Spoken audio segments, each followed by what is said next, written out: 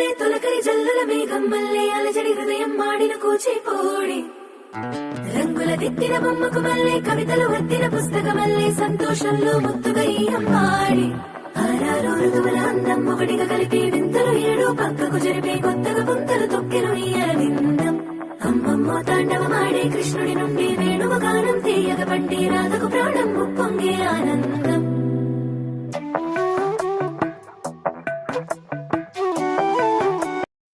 చిరు చిరు చిన్నారివే నా కంటికి